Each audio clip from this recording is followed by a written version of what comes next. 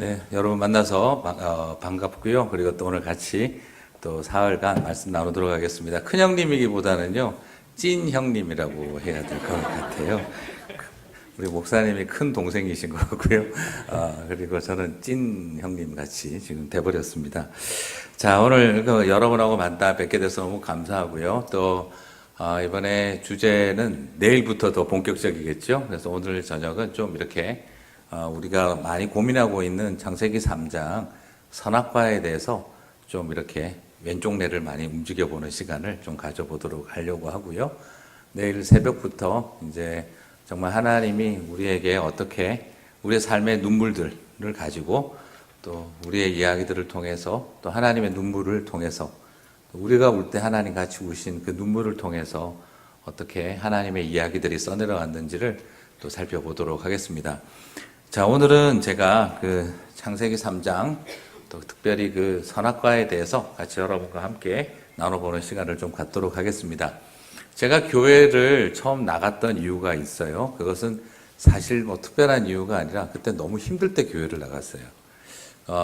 너무 이제 가정적으로 아버님이 사업이 실패하시고 소위 말해서 한 지붕 네 가족 생활이 시작되고 온 집에 빨간 딱지 붙고 쫓겨나고 뭐 그냥 학교도 다녀야 하나 말아야 하나 하는 그런 시기 때 그때 이제 제가 고등학교 1학년을 다니다가 학교를 그만두려고 했었어요. 왜냐하면 너무 집안 상황이 안 좋았기 때문에 내가 나가서라도 뭘 벌어야 되지 않나. 그러면 학교를 그만 다녀야겠다. 그래서 자퇴증을 제가 그러고 보니까 고등학교 때 자퇴증 한번 써보고 대학 때 자퇴증 한번 써보고 그래서 자퇴증을 써가지고 고등학생 때 들고 학교에 선생님에게 갔다가 선생님이 저를 붙잡고 우셨어요. 그래서 포기하지 말라고. 그때 그게 저한테 큰 위로였었는데 한참 그러던 때였었어요. 그래서 이렇게 있는데 너무 그때 제가 좀 문제가 좀 많았었나 봐요. 정신적으로 스트레스를 너무 많이 받았을 때고 제 취미생활이 뭐였냐 그러면 낚싯줄 아시죠? 낚싯줄을 헝클어 가지고 그거 다시 푸는 게 제 취미생활이었어요. 그러면 한 2시간 동안 아무 생각을 안 해도 되니까 생각하기가 싫어서 그냥 낚싯줄 헝클어 가지고 그거 풀고 앉아 있는 시간. 제가 요즘 와서 생각해 보니 그때 내가 조금 뭔가 정신과 상담이 필요한 상황이었구나 하는 생각이 들 정도로 제가 굉장히 지쳐 있을 때였던 것 같아요. 뭐 집안 이야기 하자면 너무 길기 때문에 그래서 그런 상황일 때 소위 말해서 가족 관계가 다 깨지고 경제적으로 밑바닥을 완전히 치고 아버지가 뭐 그냥 거의 자살 상태까지 가려고 하신 그런 처절한 상황 뭐 그런 일들을 쭉 겪다 보니까 저 자신도 고등학생 때 굉장히 힘들었던 시간이었던 것 같아요. 근데 철학 시간에 저희 그 철학 선생님께서 고등학교 때 예전에 그때 저기 철학 과목이 처음 들어왔었을 때 수능이 아니죠. 학력고사 시절에 처음 철학 시험이 들어왔었을 때 우리 선생님이 그 이야기를 하시더라고요. 무신론자셨는데 인간은 한계 상황을 경험하면 강한 자들은 철학을 선택하고 환자들은 종교를 선택한다 그러시더라고요. 가만히 듣다가 그래 나는 아무리 봐도 환자다. 내가 지금 종교를 선택해야겠다. 그래서 이제 생각을 해보니 어렸을 때 여름 성경학교 갔던 기억이 참 좋더라고요. 그래서 교회를 가자. 그래가지고 교회를 갔어요. 그래서 교회를 갔더니 이제 새가족반 선생님이 어떻게 교회를 왔어? 누가 인도했어?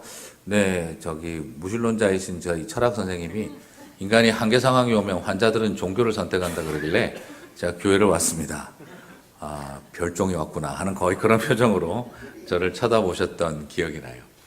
그때 그래서 그래? 그러면은 우리 여기 있는 사람들이 다 환자같이 보여. 예, 제가 그렇게 했어요.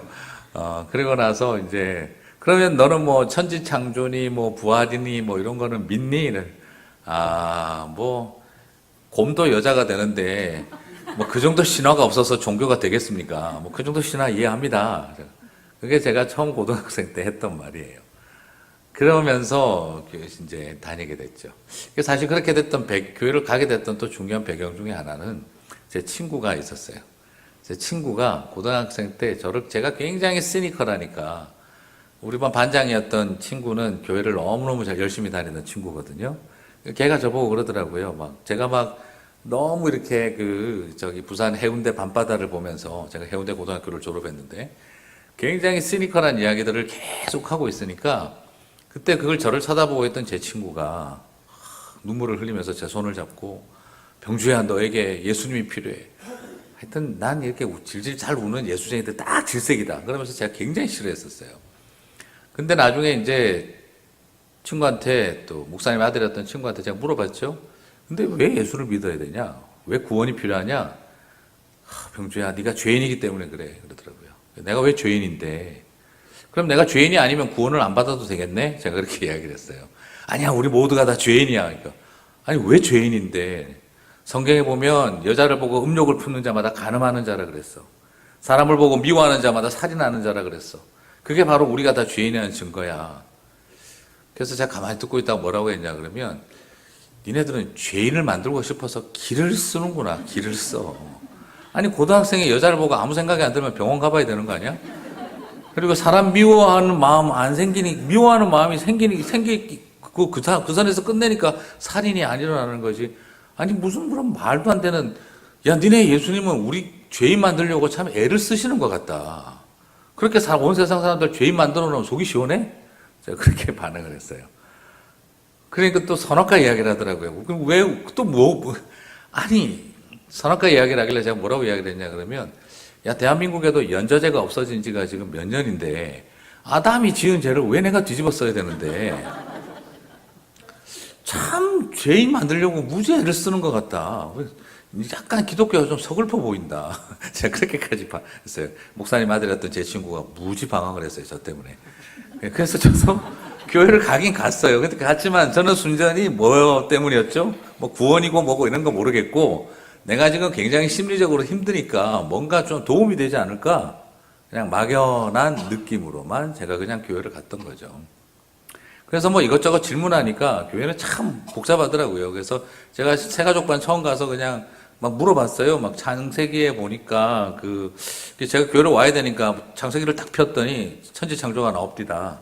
근데 보니까는 1장 3절부터 첫째 날 빛이 있으라. 그래가지고 첫째 날이 1장 3절부터 시작인데 그래서 다 나오잖아요. 근데 왜 1장 2절에 빛이 있으라 하기 전에 왜 보니까 땅이 혼돈하고 공허하고 하나님의 신은 수면 위에 운행하고 흑암이 있고 이거 전부 다 빛과 어둠, 땅, 물 다 나온 거 아니냐고 1장 2절에 벌써 1장 3절부터가 첫째 날인데 그러고 보니까 땅이 만들어졌다는 말이 없던데요. 제가 그렇게 이야기를 했어요. 물도 만들었단 말도 없고 왜 바다를 만드시고 땅을 만드셨지? 아니요 그게 아니고 물이 한 곳으로 모임에 바다라 칭하고 묻이 드러나며 육지라 했어요.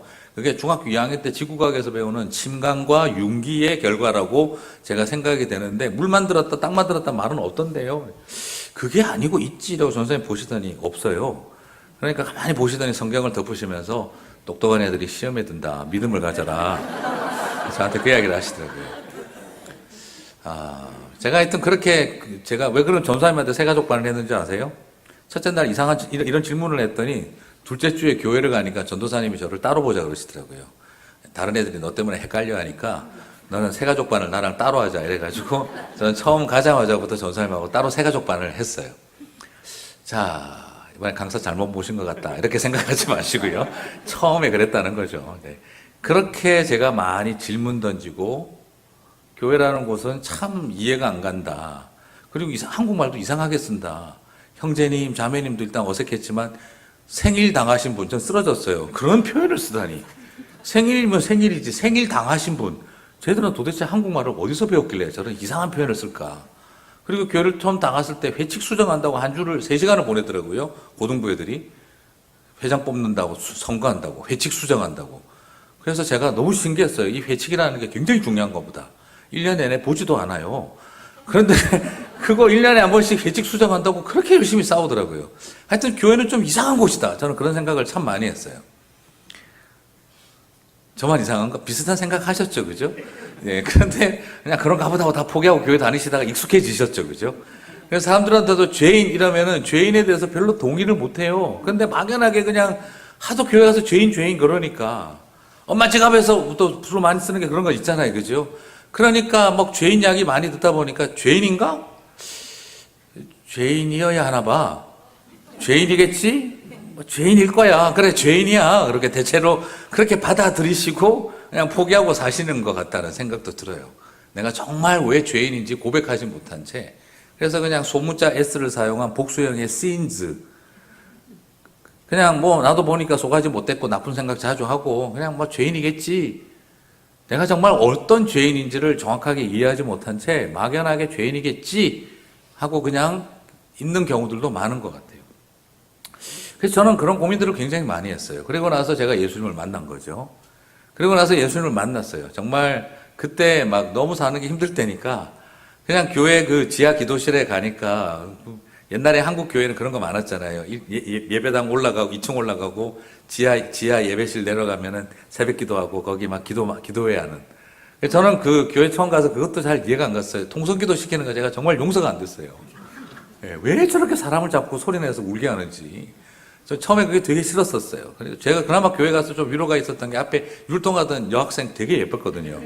걔가 참 저는 참 좋았는데, 그래서 기도 시간이 참 좋았어요. 왜냐하면 아무도 신경 안 쓰고 걔를 쳐다볼 수 있는 아주 부담 안 되는 시간이었기 때문에. 근데 보니까 저만 보는 게 아니고 딴 인간 하나 더 있더라고요.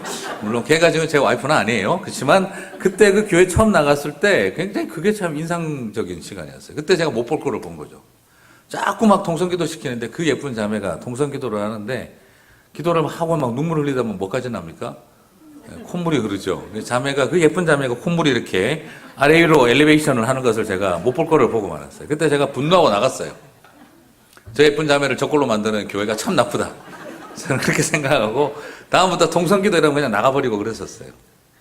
근데 그런 제가 지하 기도실에서 우리 권사님들, 장로님들 막 기도하잖아요. 막 방석에 얼굴 쳐박고 막 엉덩이 높게 들고 막 그냥 막 꿍꿍꿍꿍 알으시면서 회개하고 막 기도하시잖아요. 저는 그런 거 볼 때마다 부정적이었어요. 예수 40년이나 믿었다는데 저렇게 아직도 지은 죄가 많아? 막 그런 식의 굉장히 시니컬한 학생이었어요. 근데 그때 너무 힘들 때, 그때 한국에서 한참 유행하던 소설이 뭐였냐면 김홍신의 인간시장이라는 소설이 유행할 때예요. 그걸 읽어보니까 그 주인공이 장총찬이라는 주인공이 맨날 마지막마다 하나님 향해서 삿대질하는 게 나와요. 하나님이 계신다면 말이죠, 막 이러는 그런. 그때 제가 뭐 기도를 한 것도 잘 모를 때고 너무 힘들 때다 보니까 그냥 교회 문이 열려 있길래 들어가서 보니 지하 기도실이 열려 있더라고요. 그냥 거기 가서 앉아가지고 하늘 쳐다보고 뭘 해야 될지를 모르니까, 뭐 기도라는 건 더더구나 하기 싫으니까 그냥 하늘 쳐다보고 삿대질 했어요. 장총찬 흉내를 내봤죠. 인간시장 소설을. 하나님이 계신다면 말입니다, 이러고 막 소리를 질렀어요. 근데 그렇게 막 하다가 하나님께서 제 마음을 터치하신 거죠. 그때 제가 처음으로 막 정말 제 속에 있었던 서름과 분노가 다 터져 나온 거예요. 막 소리 질렀어요. 엄청 울었어요. 정말 얼마나 그냥 그렇게 밤을 새면서 처음으로 제가 은혜 앞에 서게 됐던 거죠.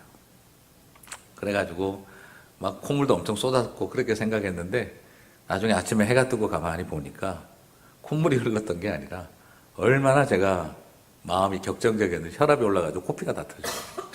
그래서 제가 나름대로 뭐 저도 물과 피를 쏟으면서 기도해 봤어요. 물론 주님이 겟세마네에서 코피 쏟았다는 이야기는 아니고요. 네. 그때 정말 온 에너지가 다 빠져나온 듯한, 근데 그때 내 인생에 처음으로 누군가가 내 아픔을 알고 내 서름을 안다 하는, 공감하시는 이가 계신다. 뭐라고 설명할 수 없는 따뜻함이 제 안에 있었어요. 머리로 도저히 못 받아들이고 있는 저에게 그냥 먼저 은혜가 임했던 것 같아요. 그때 지금도 제가 신기한 거는 미처지 제가 왜 그런지를 모르겠어요. 나는 죄인입니다 라는 고백을 했던 거죠. 나오면서 아침에 딴 건 다 좋았는데 근데 내가 왜 그랬을까 하고 입을 때리면서 궁금했어요. 도대체 왜 그런 경험이 나에게 일어났을까. 그리고 그 다음부터 저에게 일어났던 일을 이해하고 싶어지더라고요. 내 안에 일어난 믿음이라는 사건에 대해서 이제는 이해하고 싶더라고요. 믿는 것과 아는 것이 하나 됐으면 좋겠다는 생각을 하게 됐어요. 그래서 내가 내 안에 일어났던 이 놀라운 이야기들을 내가 어떻게 해석하고 이해할 수 있을까. 그래서 그때 이제 창세기를 펴놓고, 옛날에 그렇게 우습게 생각했던 창세기를 펴놓고 고민을 시작을 했어요. 그 이후로 제가 이제 창세기 전문가가 거의 되다시피 한 것 같아요. 그래서 선악과를 놔두고 참 많이 씨름했어요. 왜 내가 이 연자제에 걸려 들어갔는가. 제가 이거를 이해하기 위해서 굉장히 많은 고민을 하고, 이 이야기들을 정리해 왔었어요. 그래서 저는 오늘 여러분과 함께 그 이야기를 좀 나누고 싶어요. 사실 창세기는 굉장히 참 독특한 성경이죠. 왜 그러냐 그러면 출애굽을 하고 난 사람들에게 처음 주신 게 뭡니까?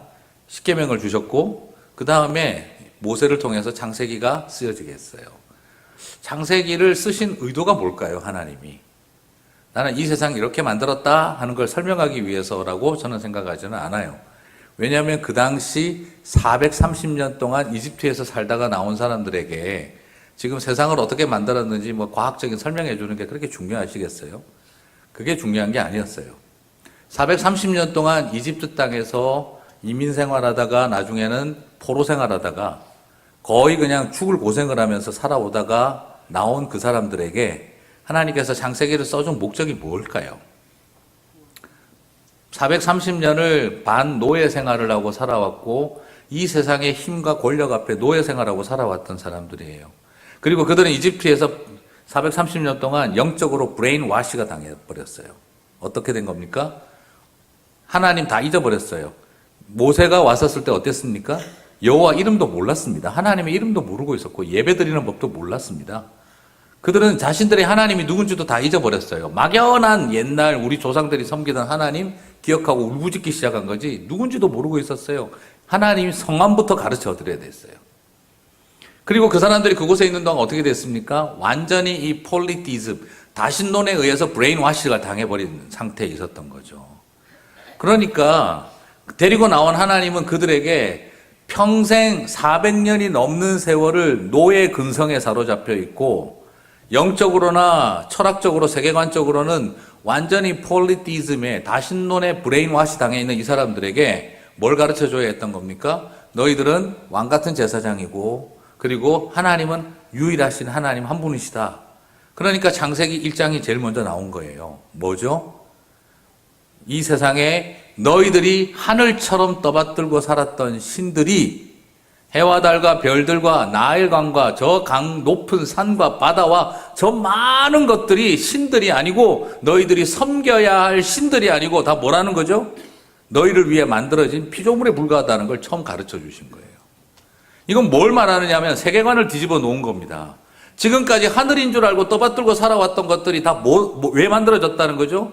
저것들을 위해서 우리가 존재하는 게 아니라 나를 위해서 저것들이 존재한다는 걸 처음 알게 된 거예요. 이거는 코페르니쿠스적인 혁명적인 사고 전환이 일어나게 됐던 거죠. 창세기는 과학적인 연대를 가르쳐 주려고 그걸 설명하려고 하는 것이 궁극적 목적이 아니라 지금까지 자기들이 신들로 여기고 저 신들을 위해서 우리는 그저 노예와 같은 존재에 불과하다라고 알았던 유대인들에게 저 이 세상에 많고 많은 저 신들로 여겨왔던 저 하늘의 해와 달과 별들과 산과 강과 바다 그 수많은 신들이 너희들이 이집트에서 죽어라 배웠던 다 신들의 세계라고 배웠던 저것들이 다 뭐라는 거죠? 너를 위해 만들어진 피조물에 불과하다는 것을 처음 배운 거예요. 혁명도 이런 혁명이 없었던 거죠. 그리고 우리는 열등 민족으로 이집트라고 하는 강대 제국 밑에서 열등 민족으로 살아가는 노예에 불과하다라고 알고 있었는데 그게 아니고 뭐라는 겁니까? 정복하고 다스리는 사명을 받은 존재로 지음받았다는 걸 처음 배운 거예요. 여러분 창세기 1장은 충격입니다. 1장, 2장은. 말 그대로 이게 뭡니까? 평생을 머슴생활하면서 돌쇠로 살아왔는데 어느 날 와가지고 전하 하고 누가 절을 하는 거예요.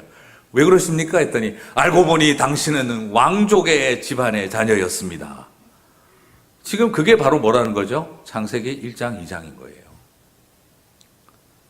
충격이었던 거죠. 그러면 이제 그 다음에 이걸 알고 나니까 뭐가 궁금하겠습니까? 근데 우리가 어쩌다가 이 모양 이 꼴이 됐을까? 그게 뭐죠? 창세기 3장인 거죠.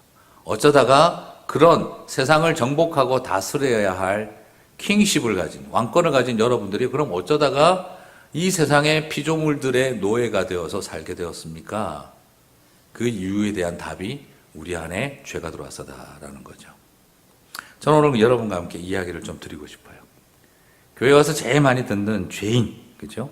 우리 너무 이 죄의 이야기를 정말 본질적인 우리의 궁극적 인간의 실존의 문제로 보지 못하고 그냥 막연하게 소문자 S를 사용한 복수형 씬즈만 많이 본 거죠.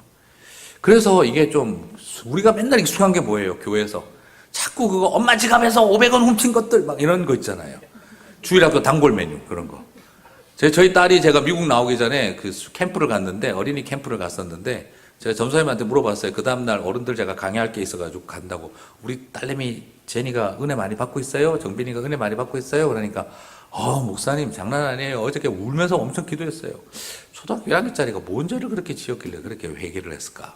제가 궁금해가지고 이제 가서 저희 딸한테 정빈아 어저께 많이 울면서 회개했다며? 그러니까 저희 딸이 뭐라고 했는 줄 아세요? 아빠 무서워서 울었어. 그렇게 왜? 이러니까 오신 강사 전도사님이 그랬어. 우리가 예수님 죽였대.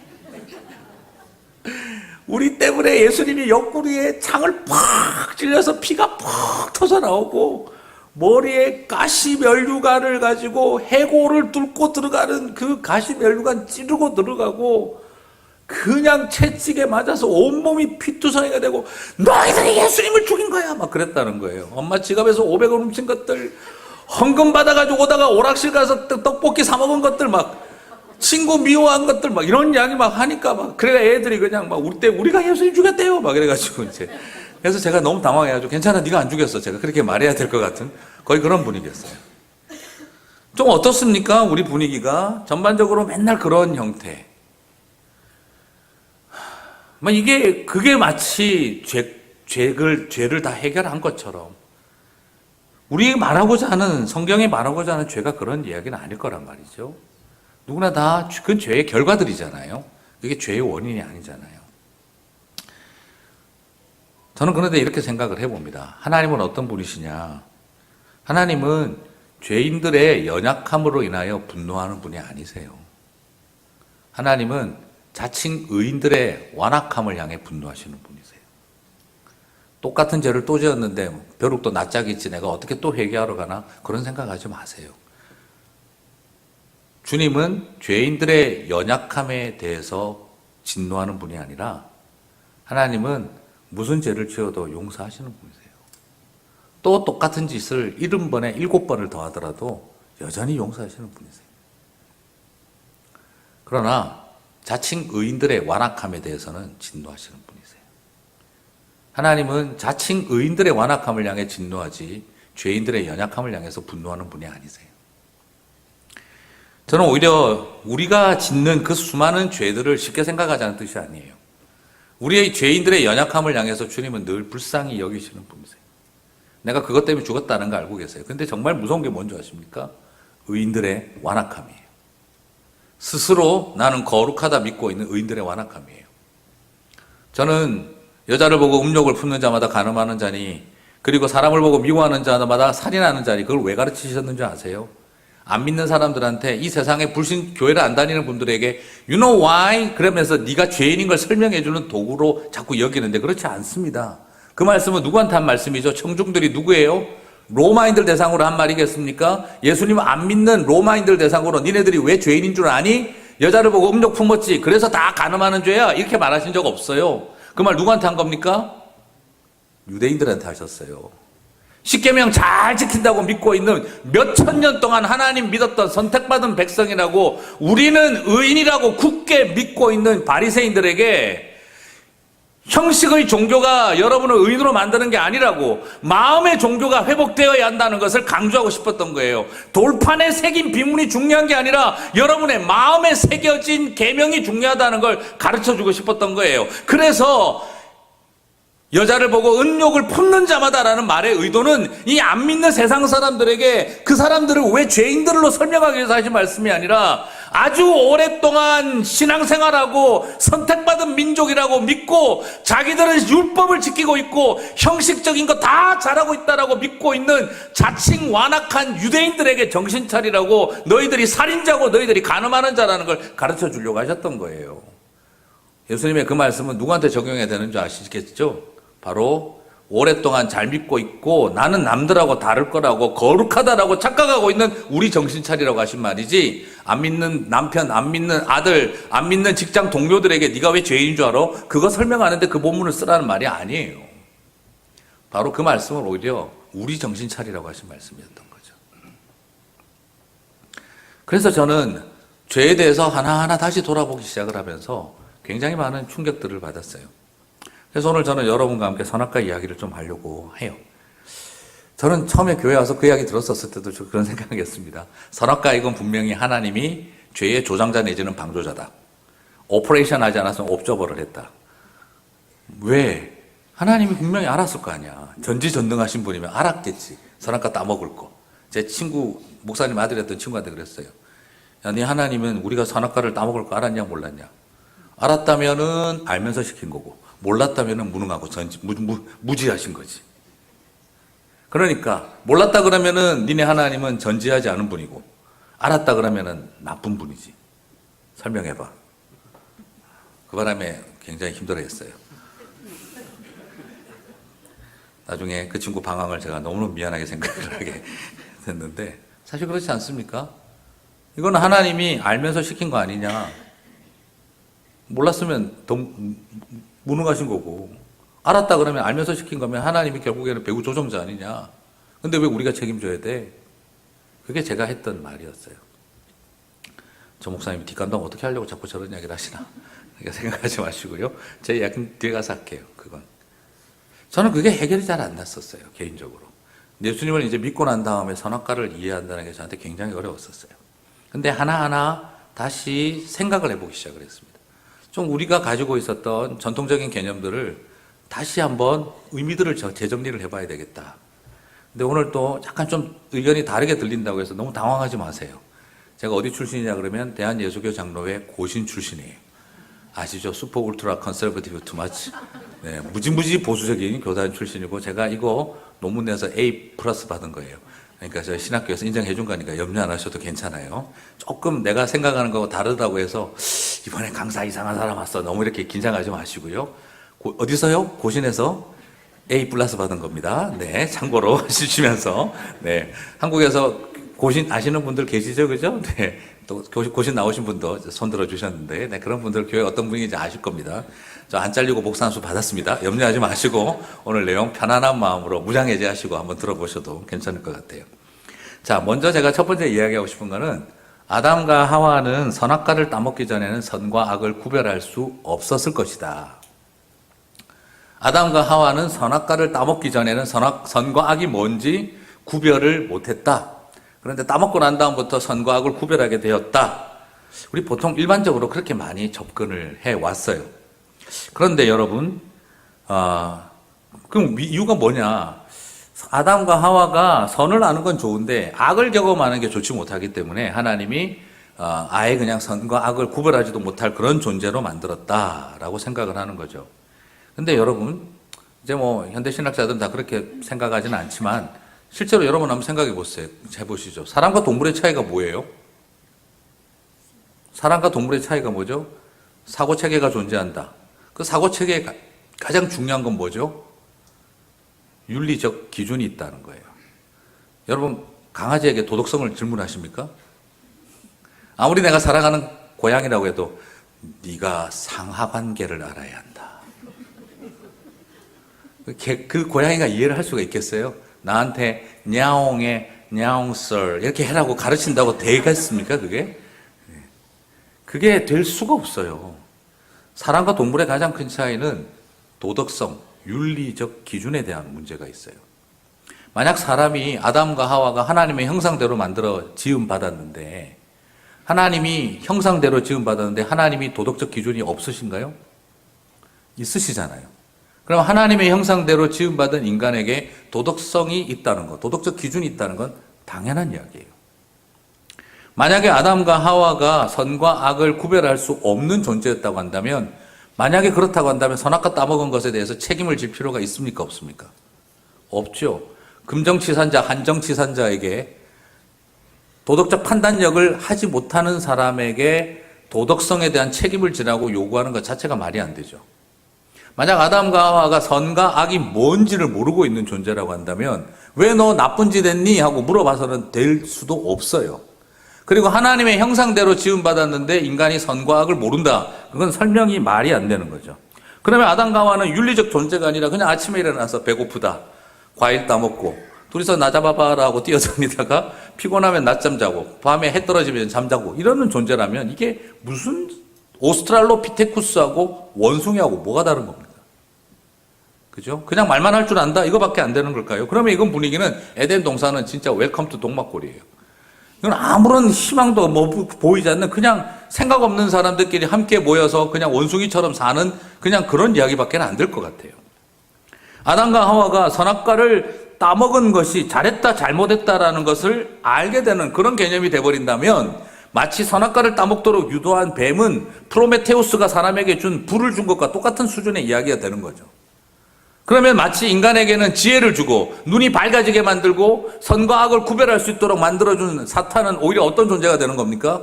오히려 인간에게 제우스로부터 불을 훔쳐서 전해준 프로메테우스의 신화와 뭐가 다를 바가 있겠냐 이 말이죠.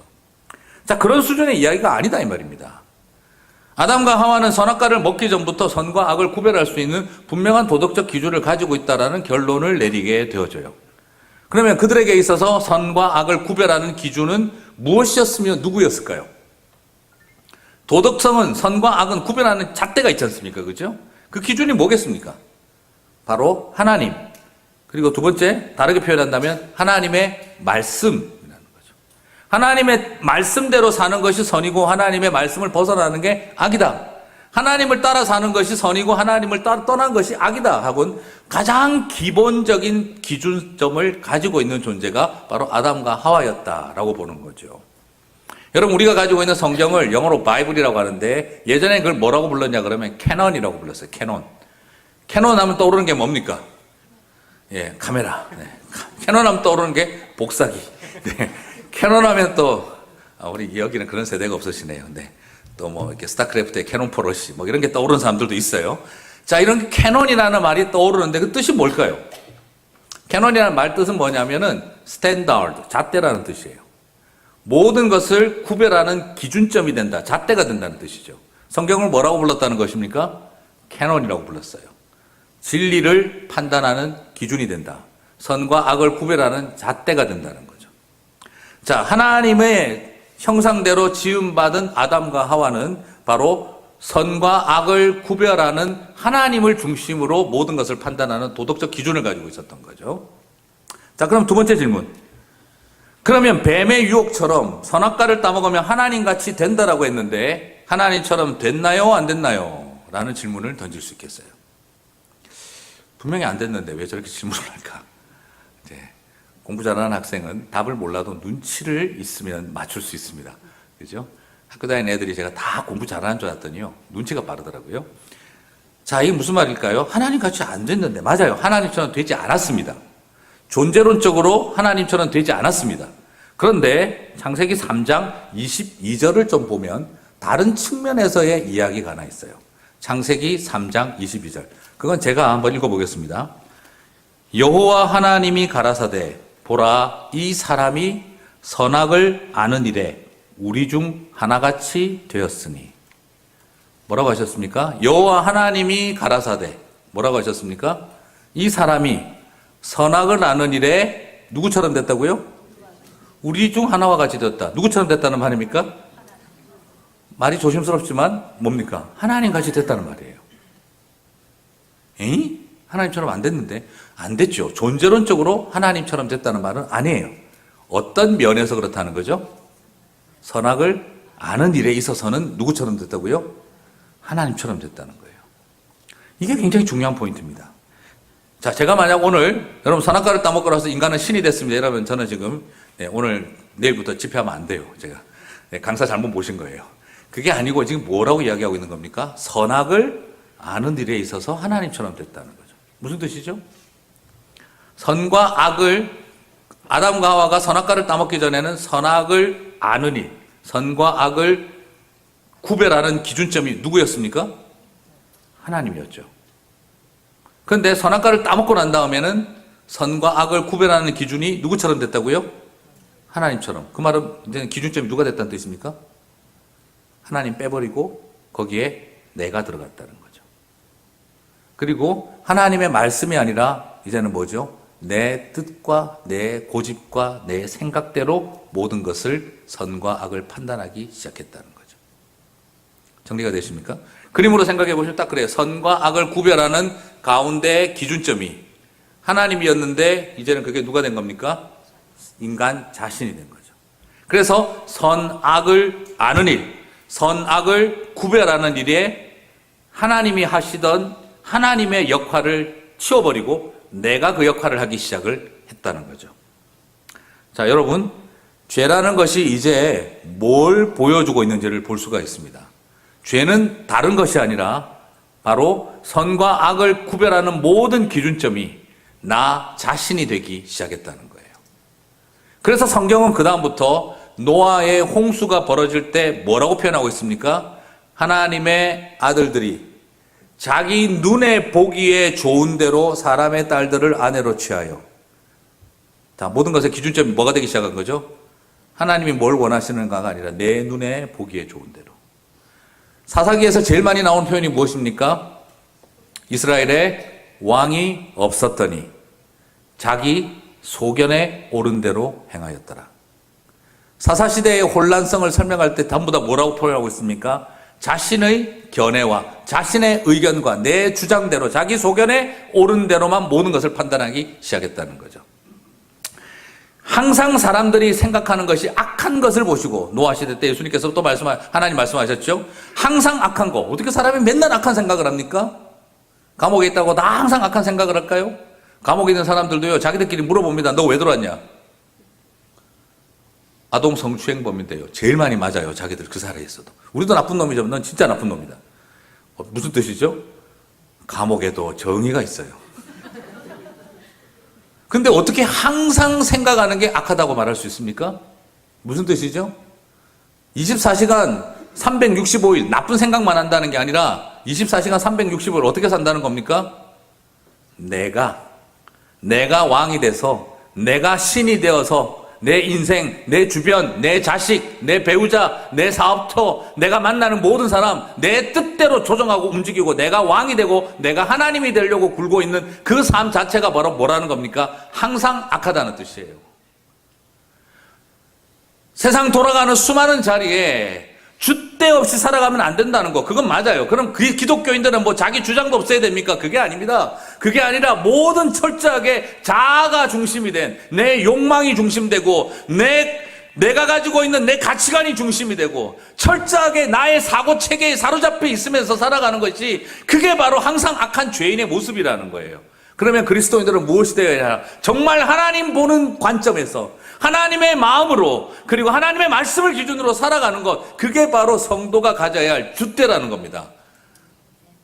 그게 바로 참된 삶의 가치가 없이는 안 된다는 거예요. 근데 놀랍게도, 너무나 안타깝게도 교회를 다니고 있지만 여전히 내 마음의 생각은, 내 가치관은, 내 세계관은 내가 중심이 되어 있는 경우들이 너무 많아요.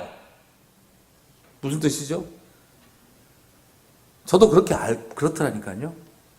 경상도 남자 유교적 생각 속에 맞는 기독교만 받아들이고 있더라고요. 그게 하나님 말씀 중심이 아니라 결국 뭡니까? 경상도 남성 중심주의적 유교적 가치관에 맞는 것만 필터링 해가지고 내가 기독교의 모양으로 받아들이고 있는 거예요. 제가 제 자신의 그 모습을 굉장히 많이 발견했어요. 여러분, 그거 절대 굉장히 많습니다. 왜 그러니까 교회 다니는 사람, 저도 부산 사람이에요. 근데 교회 다니는 사람들이 앉아가지고 그런 이야기를 감히 해요. 아이고, 예수 믿어도 전라도 얘기들 하는데. 제가 특별히 저 얼굴을 쳐다봤어요, 제가. 저분이 도대체 예수를 왜 믿나? 아니, 지금 저런 생각을 왜 하고, 저게 과연 예수님이 가르쳐 주신 생각이에요? 아무리 예수 믿어도 여자가 말이야. 아니, 저게 지금 예수님이 가르쳐 주신 생각인가? 아니지 않습니까, 그게. 그런데 어느 틈에 너무너무 제가 저 자신에게도 발견하는 거예요. 경상도 남자 유교적 생각에 맞는 기독교만 받아들이고 있지 나머지는 안 받아들이고 있는 거예요. 성경이 어떻게 가르치고 있는지 정말 워낙 제대로 알고 있는 게 아닌 거예요. 그래서 사랑의 교회 노창수 목사님이 저희 교회 오셔서 설교할 때 그런 이야기를 하시더라고요. 전통은 죽은 그리스도인들의 살아있는 신앙이고 전통주의는 살아있는 그리스도인들의 죽은 신앙입니다. 그렇게 이야기를 하시더라고요. 되게 충격받았어요. 전통은 죽은 그리스도인들의 살아있는 신앙이고요. 전통주의는 살아있는 그리스도인들의 죽은 신앙이에요. 나는 지금 전통을 지키고 있는가? 전통주의를 지키고 있는가? 저 자신도 굉장히 깊은 충격에 받았던 적이 있어요. 오늘 여기에서 우리가 발견하는 바로 죄는 무엇입니까? 아직도 내가 살아있는 거예요. 우리 권사님들은 아시잖아요. 김치 만들려면 배추가 살아있으면 됩니까? 안 됩니까? 이 배추가 뻐덩뻐덩 살아있으면 이거 겉절이밖에 안 되잖아요. 배추 만드실 때 제일 먼저 하셔야 되는 게 뭐예요? 그죠? 소금을 쳐가지고 배추를 반을 잘라가지고 어떤 남편한테 배추를 반 좀 잘라놓으라 그랬더니 세로로 잘라야 될 때 가로로 다 잘라놔가지고 망쳐놓은 남편이 있었다고 하죠. 아마 그거 다시는 나한테 시키지 말라는 의도적인 행동이 아니었을까 그 생각이 들긴 합니다만, 자, 그 배추를 잘라서 가운데다 소금을 확 재워버립니다. 소금 재는 이유가 뭡니까? 간도 배여야지만 죽어야 되잖아요. 근데 교회 다니시면서 아직도 배추처럼 뻐덩뻐덩 살아계시면 안 돼요. 그만큼 소금을 확 절여서 확 죽어야 되거든요. 사실 여전히 우리 안에 내가 중심이 되어버린 거예요. 그래서 저는 이 말씀을 보면서 선악과를 따먹으면서 우리가 선과 악을 알게 된 것이 문제가 아니라 선악과를 따먹으면서 우리 안에 시작된 게 뭡니까? 선과 악을 구별하는 기준이 내가 되겠다는 거예요. 내 자식들의 선과 악을 기준하는 기준이 내가 될 거고, 내가 내 배우자의 선악을 내가 결정해 줄 거고, 그리고 내가 우리 옆에 있는 김 집사, 박 집사의 그 모든 것을 내가 결정을 해줄 거고, 이런 마음을 나도 모르게 어느 틈에 갖기 시작해버렸던 그 순간, 그게 우리 자신을 죄인으로 만들어간 거예요. 바리새인들과 그 제사장들을 향해서, 그처럼 의로운 종교인들을 향해서 예수님께서 다 강도의 소굴이라고 이야기를 하셨어요.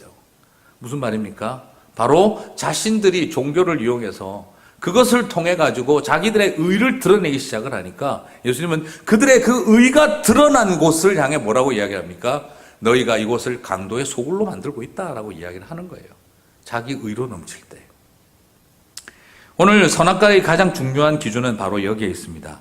바로 철저하게 원시적 피조물에서 윤리적 가치관을 갖게 된 것이 아닙니다. 그렇다고 한다면 프로메테우스의 불과 뭐가 다르겠습니까? 그것이 아니라 선과 악을 구별하던 기준이 하나님 중심에서 살아왔던 사람들이 철저하게 인간 중심, 좀 더 말하면 자기 중심으로 바뀌어버린 거예요. 그래서 우리가 바라보면 어떻습니까? 남들이 하는 것은 다 내 눈에 거슬리고 내가 하는 건 다 합리화시킬 수 있는 거예요. 남이 하면 불륜이고 내가 하면 로맨스인 거예요. 내 자식이 남들 앞에 가서 땡땡거리고 어른들 앞에 말하는 것은 자기 주장이 분명해 보이는 아들이고, 남의 자식들이 나한테 와가지고 땡땡거리면 정말 싸가지 없는 집안 교육 못 받을 아들이고, 남들이 하는 거는 다 로맨스고, 내가 하는 건 로맨스고 남들이 하는 건 다 불륜이에요. 그렇게 다 변해가는 거죠. 그래서 철저하게 자기 중심으로 모든 것을 합리화하기 시작하는 삶, 그것 자체가 바로 뭐라는 겁니까? 우리가 죄인이라고 스스로 증명하는 거라는 거예요. 이 세상에 왜 들어온 죄의 실체는 무엇입니까? 그게 바로 내가 선과 악을 판단한다. 교회 다니면 아니다. 그렇지 않아요. 바리새인 제사장들도 똑같았습니다. 내가 원하는 생각에만 맞는 기독교만 받아들이고 있다면 그 기독교는 우리 주님 생각하시는 기독교가 아닐 수도 있다는 거예요. 내가 하나님을 오해하고 있을 수 있다는 뜻이에요. 하나님인 줄 알고 내가 하나님인 줄 믿고 있었는데 어느 날 하나님이신 줄 알았던 그분이 산삼을 내밀면 내가 지금까지 산신령 모시듯이 하나님을 모시고 있었던 거예요. 그런 분들 실제로 계세요. 주님, 산삼을 주시옵소서. 주님, 산삼을 주시옵소서. 주님이 누구랑 비슷해지시는 겁니까? 산신령하고 비슷해지는 거예요. 근데 우리가 그렇게 믿고 있는 경우가 많아요. 제가 저희 교회에서 재정교실 하면서 돈이 있어야 될 이유 이렇게 불러보니까 다 나오더라고요. 안정감을 준다. 위기 때 해결책이 된다. 뭐 열심히 살아야 할 또 노래 쫙 다 썼어요. 그래서 돈이 필요한 이유 적어놓고 쫙 목록을 적었어요. 그래서 돈 지우고 하나님이 필요한 이유 읽어보십시오. 엄마야 말이 다 된다는 거예요. 그래서 그 순간 우리 교회 집사님들이 깜짝 놀랐다고요. 내가 지금 하나님을 섬기고 있는 거야. 내가 지금 돈을 섬기고 있는 거야. 돈이 필요한 이유와 하나님이 필요한 이유가 똑같다는 거예요. 굉장히 충격받으시더라고요. 약간 트리키한 질문이었지만 그렇게 적어놓고 해보고 나니까 너무 놀라신 거예요. 본인들이 놀라셨어요. 돈이 필요한 이유라고 내가 적어놓은 몇 가지 것들과 그것을 하나님이 필요한 이유라고 바꿔놓은 게 아무런 차이가 없다는 거예요. 자기 느낌에. 이거 어떻게 하면 좋냐고 깜짝 놀라시더라고요. 어느 틈에 우리가 하나님을 오해하고 있는 거죠. 변형된 하나님. 그리고 변형된 기독교. 내가 가진 사고의 프레임에 맞기만 하는 그런 기독교만 받아들이고 있었구나 하는 깜짝 놀라는 현실 앞에 딱 서게 되는 거죠. 하나님 관점에서 보는 눈은 닫히고 내가 하나님이 되어 자기 소견에 옳은 대로 보는 관점이 열린 것. 그게 하나님의 백성들이 구약 내내 걸어간 길이었습니다. 나는 아닐 거라고 쉽게 자신하지 마세요. 구약 성경 내내 그들이 걸어간 길은 오해한 하나님. 자기들이 식으로 재정리하고 믿어버렸던 하나님에게 속아오면서 살아왔던 거였어요. 아담과 하와가 그 시작이었던 걸 발견하게 됩니다. 그럼 세 번째 질문. 그럼 도대체 왜 선악과를 에덴 동산에 두셨습니까? 결국 함정 아닙니까? 자, 이 질문이 나온 것도 당연해요. 하나님 인간을 함정에 빠뜨리려고 거기 놔둔 거 아니냐? 그죠? 그럼 함정에 빠질 걸 알면서 선악과를 두었으니 이 모든 책임은 인간의 책임이 아니라 하나님 책임이다. 결국 하나님에게 인간이 당했다. 그런 생각이 또 듭니다. 여러분, 만약 하나님이 에덴 동산에 선악과만 두고 안 따먹었으면 그 말이 맞아요. 자, 왜 이야기를 드리냐 그러면 선악과를 안 따먹고 인내해야 영생을 얻는다고 한다면 여러분, 그러면은 구원은 뭡니까? 믿음으로 얻는 겁니까? 고행과 수행과 나의 행위로 얻는 구원입니까? 행위로 얻는 거죠. 그죠? 자, 여러분, 이게 문제가 되는 겁니다. 여러분, 저기 옛날에 보셨던 그 톰슨 주석 성경인가요? 거기에 보면은 창세기 1장의 그 부분 밑에다가 선악과 시험을 놓고 행위 언약이다. 태초의 언약은 믿음으로 은혜로 얻는 구원이 아니고 행위로 얻는 구원을 가르치는 행위 언약이었다라고 톰슨 주석 성경 밑에 달아놨어요. 그것 때문에 많은 분들이 잘못 알고 계세요. 그게 디스펜세이셔널리즘이에요. 그게 바로 세대주의. 처음에는 구원받는 방법이 행위로 구원받았다. 세대마다 구원받는 방법이 달랐다. 이렇게 배우는 거죠. 오늘도 혹시 집에 그거 저기 갑오처럼 모셔놓은 분들 있으면 빨리 갖다 버리세요. 그건 그렇게 주석되면 되는 내용이 아니에요. 아담과 하와 때나 지금이나 은혜로 믿음으로 구원받는 거예요. 그럼 무슨 말이냐? 여러분, 여기서 중요한 포인트가 뭐냐면 에덴 동산에는 어떤 나무가 있었습니까? 물론 많은 나무가 있었습니다. 그 중에서 우리의 관심을 끄는 나무가 두 그루가 있었어요. 어떤 나무죠? 생명나무와 선악과예요. 질문 던지겠습니다. 선악과를 안 따먹어야 영생을 하는 겁니까? 아니면 생명나무 실과를 따먹어야 영생을 하는 겁니까? 갑자기 헷갈리시죠? 사실은 말 그대로 어떻게 해야 생명을 얻는 거죠? 생명나무 실과를 먹어야 되는 거죠. 만약에 여러분 에덴 동산에 선악과 한 그루만 있었다고 칩시다. 그럼 어떻게 되죠? 선악과를 안 따먹고 참고 인내하고 고행을 해야죠. 그렇게 해야 구원을 얻는 거 맞아요. 그런데 에덴 동산에는 선악과만 있었습니까? 생명나무 실과가 있었어요. 그 말은 무슨 뜻이죠? 선악과 안 따먹기 인내심 테스트를 하고 있는 게 아니라 뭘 해야 되는 거죠? 생명나무 실과를 따먹으면 되는 거예요. 이것은 선악과 한 그루 놔두고 얘들아 영생하려면 절대 따먹으면 안 된다. 그냥 먹고 싶으면 바늘 찔러가면서 다리 몽댕이 부러뜨려가면서 안 된다 하고 앞에서 막 맞고 방어치고 이렇게 해야 되는 문제가 아니에요. 지금 이 시험은 결국 뭐냐 그러면 하나 놔두고 안 따먹기 인내심 테스트를 한 것이 아니라 둘 중에 하나를 선택하는 시험이었던 거예요. 우리가 지금 굉장히 잘못 알고 있는 것이 바로 뭐냐 그러면 그러면 여러분 솔직히 어떻게 돼야 됩니까? 만약 이게 이 선악과 하나를 놔두고 안 따먹기가 목적이었다고 한다면 하나님 어떻게 하셔야 되죠? 기간을 줬었어야죠. 기간을. 석 달 열흘하고 3시간만 더 참아라. 이렇게 기간을 정해줬으면 어떻게 되죠? 하와가 아무리 아담이 볼 때 하와가 불안하면 나무에다 묶어놓고 그죠? 안 되면 뛰어가면 다리 몽댕이 부러뜨리고 막 그렇게 하면서 막았어야 되는 거잖아요. 기간을 정해놨으면 선악과를 100일 동안 안 따먹어서 그래서 드디어 시험에 통과했다. 짜자잔 하면서 아우라가 올라오면서 너희들은 이제 영생이 임하였느니라. 이렇게 되는 거라고 한다면 이건 결국 행위로 얻는 구원이에요. 인내심으로.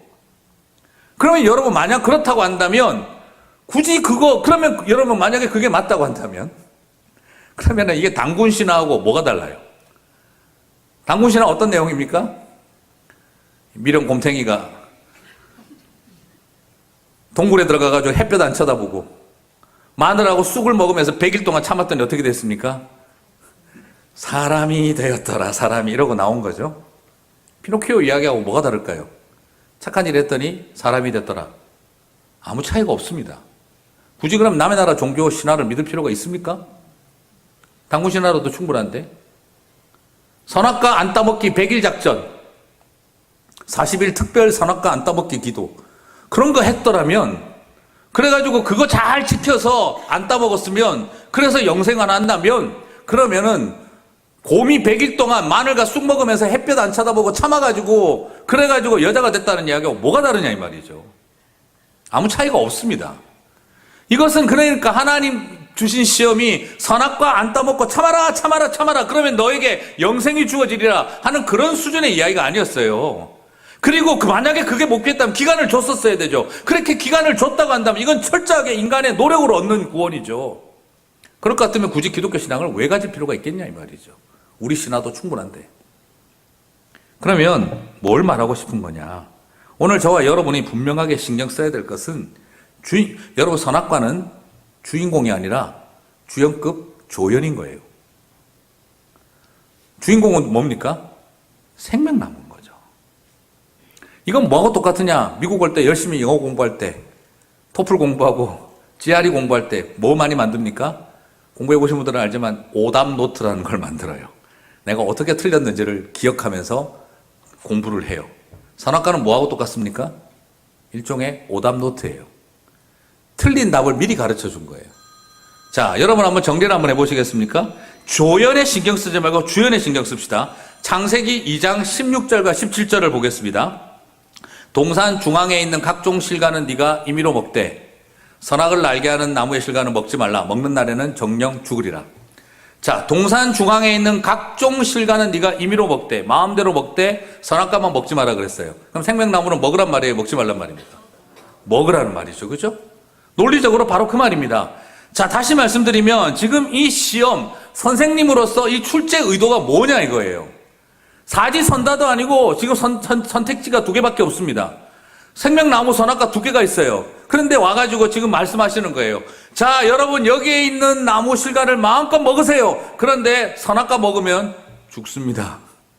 무슨 뜻이죠? 그런데 그걸 들은 학생이 와가지고 선악과 쳐다보고 안 따먹어야 되는데 이러고 있으면 선생님이 어떨까요? 미치겠네. 전혀 얘는 질문의 의도를 이해를 못하고 있는 거죠. 제가 만약에 우리 오중석 목사님한테 목사님 우리 컵이 있고 물병이 있습니다. 물병 마시면 죽습니다. 무슨 뜻이죠? 목사님 근데 이거 물병만 쳐다보고 계세요. 먹으면 안 된다. 그럼 담임 목사님 잘못 뽑으신 거예요. 여러분이. 그렇죠? 무슨 뜻입니까? 이걸 마시라는 이야기잖아요. 오늘 여기서 나타나는 이 선악과와 생명나무 시험의 본질은 선악과 안 따먹고 참기 경쟁을 하는 것이 아니라 인내심 테스트를 하는 것이 아니라 생명나무 실과를 먹으라는 것을 가르쳐 주신 의도가 담겨 있는 거예요. 그러면 여러분 또 질문이 생기죠. 목사님 어쨌거나 그러면 행위 아닙니까? 어쨌거나 행동 아닙니까? 근데 여러분 아시다시피 선악과에 뭐 독 들었나요? 생명나무 실과에 약 들었나요? 그런 거 아니에요. 오 목사님하고 제가 했습니다. 오 목사님, 목 무지 마르죠? 근데 이거 먹으면 죽어요? 놔뒀어요. 근데 목사님이 물병을 가져갔습니다. 행동에 문제가 있는 거예요? 아니면 제 말을 못 믿는 거예요? 행동에 문제가 있겠다고 할 수도 있겠지만 저를 안 믿는 거죠. 이 둘 중에 하나 독 들었는데 이거 먹으면 죽습니다. 근데 이걸 가져갔어요. 난 네 말 못 믿어, 이 말이죠. 목사님이 이걸 가져갔습니다. 무슨 뜻이죠? 제 말을 믿어준 거죠. 오늘 이 시험이 가지고 있는 건 너무 어렵게 생각하시지 마시고 심플하게 정리를 해본다면 그 안에 독이 들었고 약이 들었고 또 이런 것도 아니에요. 지금 이건 믿음에 대한 문제입니다. 태초에 아담과 하와는 행동을 잘못한 것이 아니라 그들은 잘못된 믿음을 가지고 있었던 거죠. 뱀에게 미혹당하면서 하나님의 의도를 정확하게 이해할 마음을 갖지 않은 채 그들은 믿음에 실패했던 거죠. 그들이 만약 선악과를 아닌 생명나무 실과를 하면서 물 한 모금 할 수 있는 먹었더라면 그것은 하나님의 말씀을 믿었던 결과라는 거예요. 그래서 태초에 여전히 문제는 행위의 문제가 아니라 믿음의 문제였다라는 것입니다. 그러므로 행위 언약이 아니라 바로 이것은 은혜 언약이었던 거죠. 잘못된 행동이 문제가 아니라 그들의 가슴 속에 있었던 본질적인 하나님을 향한 믿음의 문제가 잘못되었다라는 걸 발견할 수가 있게 됩니다. 그래서 저는 오늘 여러분하고 이제 이야기 나누고 싶은 게 바로 아담과 하와가 하나님처럼 되어지게 됐던 배경 속에는 근본적인 죄의 본질은 하나님을 향한 신뢰와 믿음의 문제가 깨진 상태에서 그들은 내가 신이 되는 방향을 선택했다는 거예요. 그것이 그들에게 있어서 죄의 본질이었다라는 것입니다. 자, 이제 이쯤 되면 마지막 나오는 질문이 있죠. 하나님은 아담과 하와가 선악과를 따먹을 것을 알았습니까? 몰랐습니까? 자, 알았다고 하면 어떻게 되죠? 아까 이야기했던 것처럼 알면서 시킨 죄의 조장자, 오퍼레이터. 몰랐다 그러면 어떻게 되죠? 예, 무능하신 방조자에 불과할 거예요. 근데 저는 오늘 질문을 살짝만 바꿔보겠습니다. 사실 인간의 말장난으로 얼마든지 하나님을 앞에 대적할 수 있어요. 예, 저도 제가 했던 질문이 있었습니다. 하나님이 들 수 없는 돌을 만들 수 있는가? 하나님이 들 수 없는 돌을 만들 수 있는가? 예, 만들면 어떻게 되죠? 못 들어올리니까 무능하죠. 못 만든다 그러면 어떻게 되죠? 어쨌든 무능하죠. 인간의 말장난을 가지고 하나님에 대해서 속성을 가지고 인간의 언어에 장난을 치는 거죠. 사실 그거예요, 이게. 하나님이 알았냐 몰랐냐 똑같은 장난이에요. 근데 저는 이 질문을 이렇게 바꿔드리고 싶어요. 전지전능하신 하나님이 알려고 하셨으면 알 수 있었을까요? 알 수 없었을까요? 당연히 알 수 있었죠. 그렇죠? 그런데 전지전능하신 하나님이 저와 여러분을 사랑하고 신뢰하셨습니다.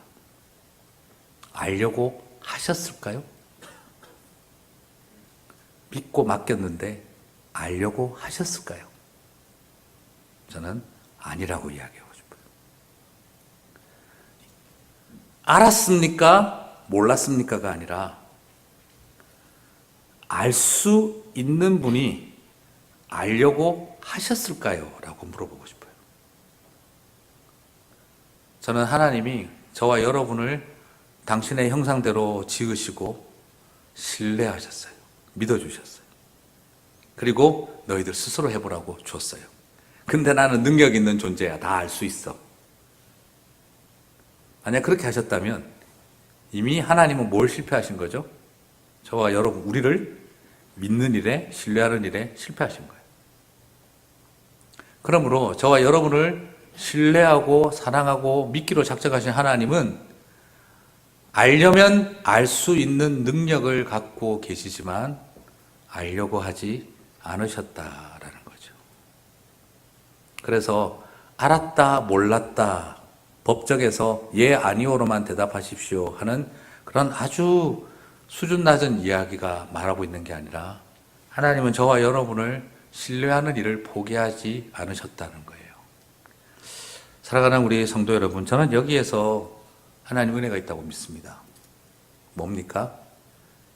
창세기 3장에서 우리는 분명히 행위에 실패한 게 아니라 믿음에 실패했어요. 그럼 하나님 실패하신 겁니까? 그렇게 생각할 수 있는데, 그러나 그렇지 않다는 거죠. 하나님은 어떻게 하셨습니까? 저와 여러분을 향한 믿음과 신뢰에 실패하지 않으셨다는 겁니다. 하나님은 이런 저와 여러분을 믿고 맡기는 일에 실패하지 않으셨다는 거예요. 부활 승천하시면서 남겨둔 제자들 쳐다보고 예수님 가시고 싶으셨을까요?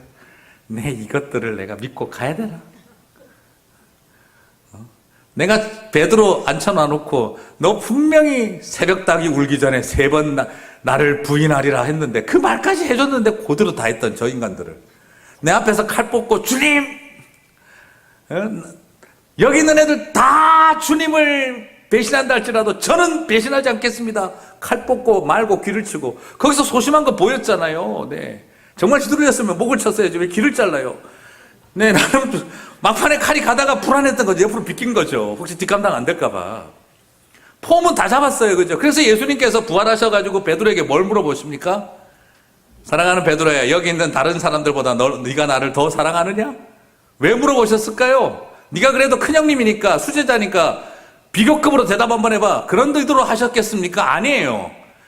예수님 잡히시기 전날 밤 자기가 베드로가 비교급으로 까불었잖아요. 다른 제자들 다 부인한다 할지라도 나는 안 합니다. 그러니까 예수님께서 부활하셔서 첫 마디가 뭡니까? 다른 제자들은 다 버릴지라도 너는 나를 끝까지 사랑하느냐? 그때 베드로가 뭐라고 합니까? 내가 주를 사랑하는 줄 주께서 아시나이다. 비교급으로 말하지 않습니다. 왜요? 교만 떨다가 드디어 꺾어졌거든요. 예수님 아주 의도적으로 그 질문을 던지신 거예요. 오늘 여기서 우리가 발견할 수 있는 것도 결국 뭡니까? 우리가 아무리 마치 뭔가 대단한 것처럼 해도 아닌 존재들, 그러나 인간은 결국에는 실패할 수밖에 없을 때 그래도 불구하고 하나님 우리를 믿어주시는 거예요. 그런 베드로하고 제자들 아닙니까? 그래도 예수님 믿어주시는 거예요. 왜요? 그래서 그들에게 성경 공부 40일 동안 시키고 나서 하늘로 올라가십니다. 제가 아마 여기다가 예전에 어떤 목사님한테 들었던 미국 목사님이 하신 아주 재미난 이야기가 있었어요. 뭐라고 이야기를 하셨냐 그러면 그렇게 천국에 예수님께서 올라가 승천했더니 사탄이 옆에 다가가고 예수님한테 물어보시더래요. 물어보는 거죠. 예수님, 베드로 믿을 수 있으십니까? 예수님 뭐라고 대답했을까요? 성경에 없는 겁니다. 이거 그냥 지어낸 이야기예요. 나는 그들을 믿는다. 아니 예수님, 진짜 만에 하나라도 배신할 수 있지 않습니까? 베드로가 이미 그런 전력이 있는데. 그럼 어떻게 하실 건데요? 다른 대책이 필요하지 않습니까? 그래도 나는 그들을 믿는다. 아니 예수님 정말 말귀 못 알아들으시네. 그 뜻이 아니라 아무리 그래도 저 제자들이 또 배신할 수 있잖아요. 그럴 때는 어떻게 하실 건데요? 또 예수님 대답하세요. 나는 그들을 믿는다.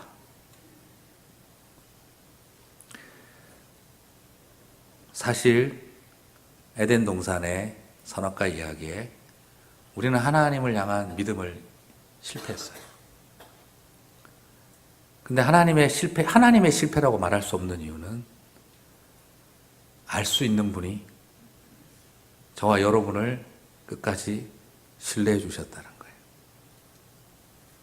그리고 그 신뢰는 지금도 끝이 나지 않아요. 430년 노예 생활한 거 살려놨더니 금송아지 만들고 축제를 벌리는 유대인들을 끝까지 붙잡아 주세요. 또 10계명 적어주세요. 가나안 땅에 그 가나안 국가들을 다 쓰러뜨리고 땅을 주워놨더니 바알과 아세라 음란하게 섬기고 있는 그 이스라엘 사람들을 끝까지 살아가세요. 그렇게 데리고 다니면서 예수님이 누구신지 보여줬는데 얼마나 폼 잡았습니까? 제자들이 어떻게 했습니까? 세상에 보면 성경에 보니까 치맛바람이 나오잖아요. 베드로 요한이 어떻게 했습니까? 야고보 요한이 어떻게 했습니까? 엄마 데리고 와가지고 당신의 나라가 임하실 때 내 아들을 좌편과 우편에 앉혀달라. 그래서 삼총사 깨져가지고 베드로 열받아갖고 난리 쳤지 않습니까? 제가 성경 보다가 치맛바람이 거기도 나오는 거 제가 처음 알았어요. 참 엄마의 그 힘은 대단한 거예요. 예수님 만나가지고 당신의 나라가 임하실 때 좌편과 우편에 내 아들 야고보와 요한을 앉혀주십시오. 여러분, 예수님의 보좌 좌편과 우편에 앉으려고 경쟁하는 제자들 많았어요. 예수님 십자가에서 달리실 때 좌편과 우편에 하나도 없었어요. 거기는 강도들밖에 없었습니다. 오늘도 마찬가지 아니겠습니까? 하나님의 나라가 임하실 때 예수님의 좌편과 우편에, 그 보좌의 좌편과 우편에 앉고 싶어 할 목회자, 평신도 지도자들 무지무지 많겠지만, 그러나 우리 스스로에게 질문할 수밖에 없는 것은 그 십자가의 좌편과 우편엔 누가 있을까요? 그런 우리들인데 주님은 끝까지 당신의 교회를 사랑하는 일, 신뢰하는 일을 포기하지 않으셨어요.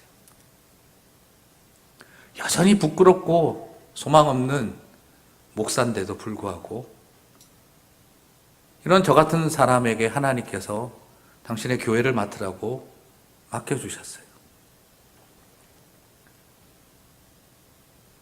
여전히 부족한 성도들인 우리들에게 직분을 주시며 이 교회를 섬기고 내 교회를 사랑하라고 맡겨주셨어요. 우리는 여전히 이게 자기 건 줄 알고 내 건 줄 알고 끊임없는 실수들을 해요.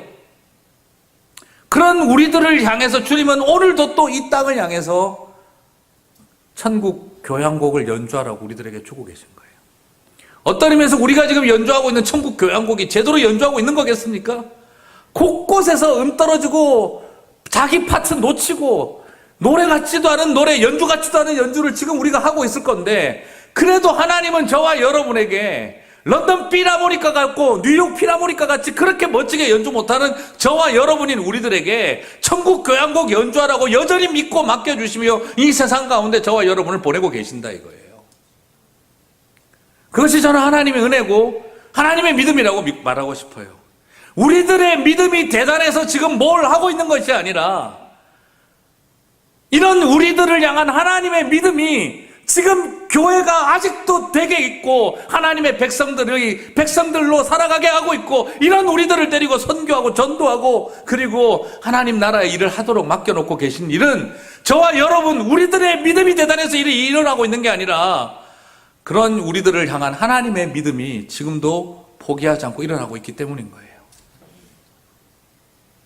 금송아지 만들어 놓고 출애굽을 시켜놨더니 금송아지 만들어 놓고 다시 축제를 벌리는 그들을 향해서 하나님은 창세기를 다시 주시고 출애굽기를 주시고 십계명을 주시고 성전을 세워주시고 그런 저와 여러분에게 하나님의 나라의 백성으로 맡겨두고 모든 민족과 열방들을 회복하라는 일을 섬기도록 하라고 계신 거예요.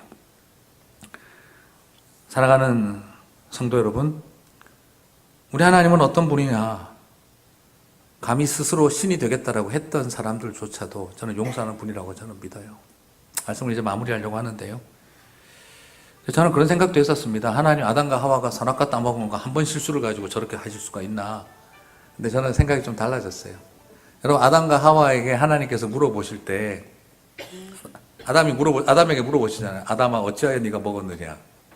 그때 만약에 아담이 주님 용서하여 주시옵소서 내가 죄인입니다 했더라면 어떻게 됐을까요? 어떻게 됐을까요? 데프콜의 노래처럼 아니 이렇게 하시겠습니까? 뭐라고 하셨을까요? 다시 기회를 주셨을 거라고 저는 믿어요. 제가 알고 있는 하나님은 만약 아담아 네가 어찌하여 먹었느냐 제가 죄인입니다 용서하여 주시옵소서 했더라면 제가 알고 있는 하나님은 다시 기회를 주마 하셨을 거라고 저는 믿어요. 근데 아담이 뭐라고 대답을 합니까? 하나님이 내게 주셔서 함께한 여자가 나를 꿰물어 내가 먹었나이다. 누구 탓이죠?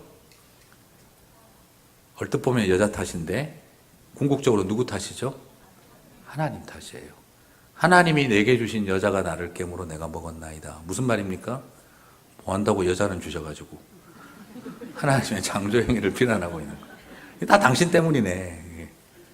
여자를 만드신. 하나님이 그 말귀를 못 알아듣는 바보가 아니세요. 근데 하나님은 다시 여자에게 물어봅니다. 여자야, 너는 어찌하여 먹었느냐? 하와는 뭐라고 대답을 합니까? 뱀이 나를 깨물어 내가 먹었나이다. 영어든 히브리어든 계속해서 반복되는 표현은 생략되는 습관이 있다고 성문 종합영어에 나와요. 그게 뭐가 생략되어 있을까요? 하나님이 만드신. 히브리어 문장 구조가 똑같습니다. 결국 여자도 누구 탓이라고 말한 겁니까? 하나님 탓이라고 하는 거죠. 내가 하나님이 되어버렸어요. 내가 하나님이 되어서 이 모든 책임을 누구에게 돌리고 있는 겁니까? 하나님에게 책임을 전가를 하고 있었어요.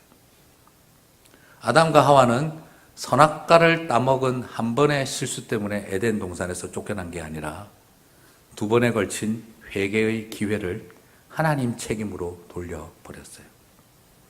우리 하나님은 어떤 분이신가? 스스로 하나님이 되겠다라고 생각한 생각조차도 용서하시는 분이세요. 그런데 자신의 죄를 정당화하기 위해서, 자기의 의를 정당화하기 위해서 하나님과 타인에게 책임을 전가하는 자칭 의인들의 완악함을 향해서는 하나님은 분노하시는 분이셨어요. 저는 이것을 바라보면서 감히 스스로 신이 되겠다라고 했던 죄인들조차 용서받을 기회를 주시는 분이 하나님이시다는 생각을 하게 되어져요. 제가 아는 우리 하나님은 이실직고하렸다. 네가 어찌하여 먹었느냐 불어. 지금 주리를 틀고 계신 게 아니라 아담과 하와에게 회개할 수 있는 기회를 주셨던 거죠. 저는 오늘 여러분에게 이 부탁을 드리고 싶습니다. 여러분, 지금 나는 과연 은혜 가운데 있는가? 그럼 마지막 질문이 하나 있죠. 두루도는 화영검으로 그걸 왜 막았을까? 치사하게. 끝까지 안 주겠다 이 말인가? 아니에요. 만약 아담과 하와가 들어가서 생명나무 실과를 따먹으면 어떻게 됐을까요? 그것은 결국 자력 구원이에요. 우리가 선악과 따먹어서 망쳤네. 안 되겠다. 생명나무 실과 따먹고 살자. 그래버리면 뭐가 되죠? 손오공이 따먹은 천도복숭아하고 별 차이가 없는 거예요. 인간 스스로가 은혜가 아닌 내 스스로가 생명을 취하는 것이 돼요. 하나님은 두루도는 화영검으로 막은 이유가 바로 뭐겠습니까? 실수 그만하도록 막아주신 거예요. 지금 우리에게 생명나무 실과가 어떻게 되어 있습니까? 우리가 지금 티그리스강, 유프라데스강 근처를 찾아다니며 에덴 동산을 찾아야 합니까? 아닙니다. 우리에게 생명나무가 주어져 있습니다. 누구십니까? 예수 그리스도입니다. 지금도 마찬가지입니다. 저와 여러분도 똑같습니다. 내 마음에 에덴 동산 위에 내가 하나님이 되고 왕이 되어 살아갈 선악과 나무가 있고 예수 그리스도 그분을 믿어 영원한 생명을 얻는 길이 우리 인생의 에덴 동산에도 두 나무가 심겨져 있습니다.